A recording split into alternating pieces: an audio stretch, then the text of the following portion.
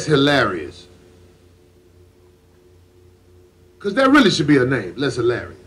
You're not funny. And somebody who I know showed me how she was saying on this show, I'll be opening for her.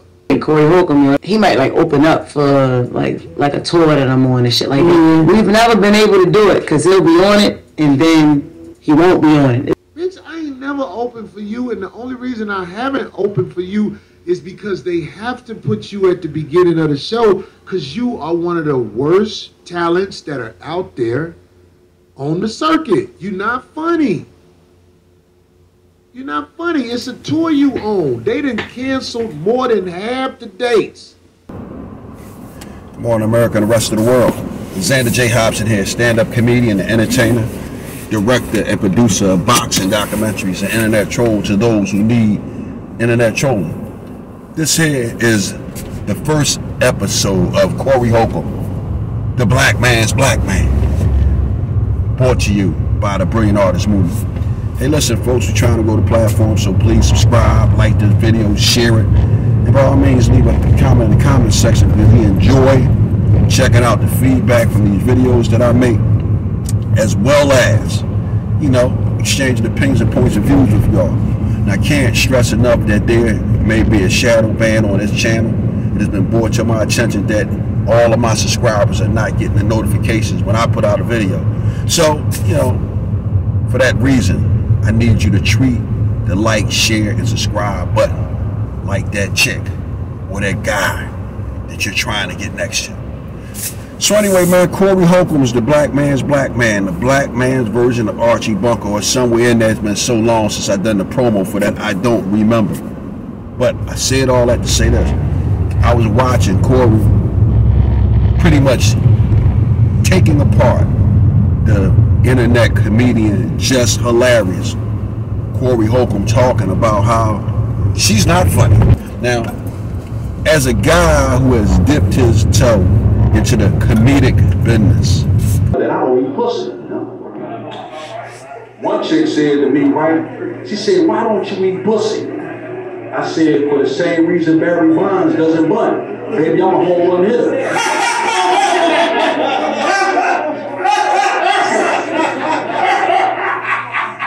I will say this.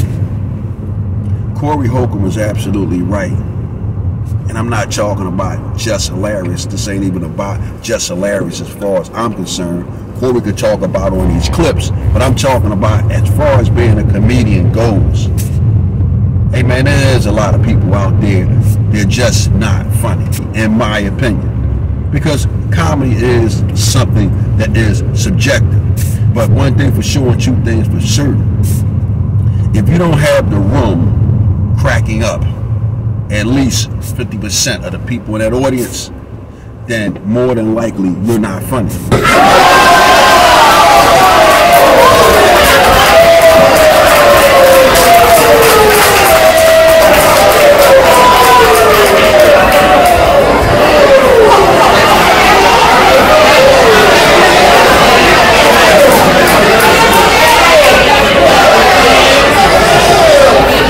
And I'm gonna tell you why a person that's not funny is a problem.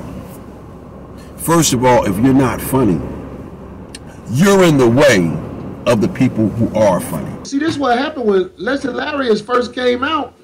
People was going to see her. People was going to see her. But they found out, oh, this ain't shit. And we talk about the bitches that like her. Even if bitches like you, they still not finna pay money for a ticket to watch you go up there and bomb. Number two, when someone books you for a show, or you find yourself on a show, and you're not funny, that's not fair to the people who paid their hard-earned money to go to that show. They not finna watch you bomb. It costs money to pay for the concert ticket. You gotta park. You gotta get a babysitter sometimes. It's a lot involved with coming to a comedy show. I think it's a slap in the face to comedy that motherfucking promoter, that agent, all put them out there for y'all to be seen, knowing y'all not gonna be funny on that show. Now your set might only be 3 to 5 minutes, hopefully. And in that way, the audience may only have to endure 3 to 5 minutes of someone not funny. You know, at that time you could check your phone messages, you could talk to your husband or whoever you're with about that thing that y'all did. You know, all the things people do when they're not really paying attention to a person that's funny. Ain't nobody coming to see that shit, nigga. That shit suck. It's too many niggas that should not be on tour touring. Let me tell you something.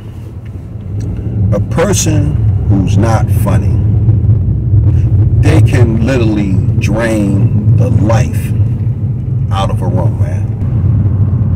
Like, is Dave still on stage? You still up there talking? Because that's what happens, right?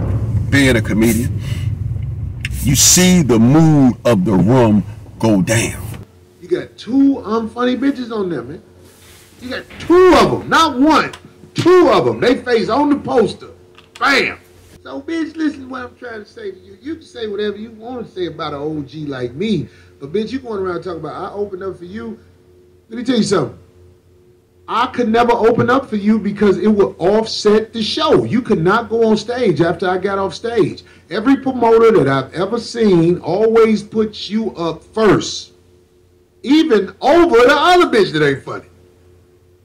Because both of y'all on that tour, and them motherfucking people ain't paying for that shit. When you got a person who's not funny, man, no, you gotta put them up there first.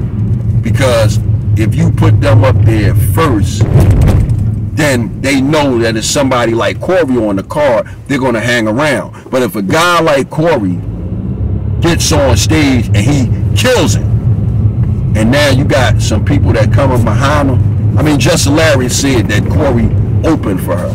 Now again, if she's as bad as Corey's saying that she is, I could see if Corey opened for her, I could see people getting up and leaving during her set if she's as bad as he says she is. Because I've seen that before. I've been to a comedy show, man, and my boy Al Davis was up there. He killed it. He was one of the first or the second guys that got up there. And Al got up there, and then after Al got up there, it was this guy that came up behind him and started telling jokes and whatnot. He had this morbid, dark humor. And man, I had never seen anything like this in my life. At least half of the people in the club got up and walked out. Oh man, I felt so bad for that guy, man. But at the end of the day, he had no goddamn business even doing comedy, man. That dude needed to be fixing cars, man, or maybe he should have been breaking in people's houses or some shit like that. But he damn sure ain't had no business doing no comedy, man. The way those people just got up, man. They got up and got out of there, man, like somebody let loose a tear gas bomb in that joint, man. That's how quickly these people started dispersing from this comedy show. Maybe like about a good 3 minutes into this guy's set. Let me tell you something. Les Hilarious is one of the people that the system chose to put out there to represent us. She had a real shot. Then she was on an airplane talking crazy to some people, and they canceled the TV show she was on that week. Check the facts checks on this stuff I'm saying. Her arrogance and lies really blow my mind, because if I opened up for somebody, I admit I opened up for somebody.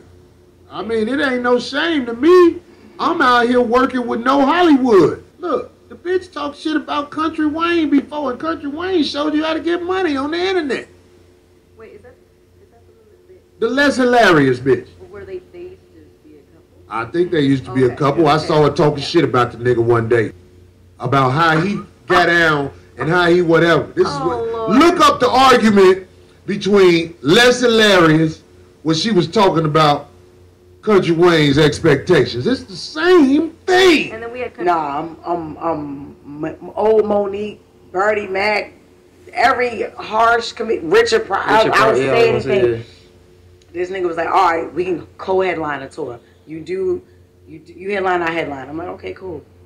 He like, but I gotta get X amount. I'm like, why? He's just like, just for one, I'm the man, and then two is you're my woman. No, that's not what we're doing. Cause you see, I sell out shows. I put asses in seats. I could if I could see if I was just starting out. I could see if I wasn't Jess. I'm Jess. Maybe Country Wayne thought that he should get more money because Jess Hilarious isn't as funny as she thinks she is on the stage. You gotta be funny on stage. You know, it's easy to get on the internet and wild out on video, but being on stage is a whole different beast. And maybe that's what Country Wayne had in mind when he was saying, no, I think I should get more money, because in the back of his mind he's saying, because you're really not funny. But since that's his woman, you know, how you gonna tell your woman she not funny and not hurt her feelings, but more importantly, not start a big brouhaha. So, you know, that's my thoughts on that Country Wayne, Jess Hilarious situation. This bitch even talked about Nick Cannon. This bitch said Nick Cannon called her and said, you want to be on Wild 'N Out? Let's just say that's true. Bitch, show me a funny moment of you on Wild 'N Out. But old girl set out Nick Cannon. She tried to make it seem like Nick Cannon ain't fuck with me because he was fucking with her. If that's the truth, then you put that out there. You shitted on Nick Cannon and Country Wayne. And I know Country Wayne don't never talk shit about nobody. I ain't never seen a nigga in no drama, except when he would fuck with you. It's nothing worse than going to a comedy show and the people on that comedy show is not funny. So, you know, this is what I'm thinking about. You know, there are people out here that call themselves comedians. Actually, they're just bullshitting around and wasting their time and everyone else's time. Ain't no keep your day job. You need to go get a day job. That way your ass will be too tired to be out here at these damn comedy clubs and open mics and everything at night, calling yourself making people laugh, but in all actuality you're worrying people to death. Stop it. You know, go get a day job. Don't you should keep your day job. Go get a day job, go get you a night job, go get you a evening job, go get anything that can keep you away from that goddamn comedy stage. That's what you need to do. So with that said, folks, I think I'm done with it.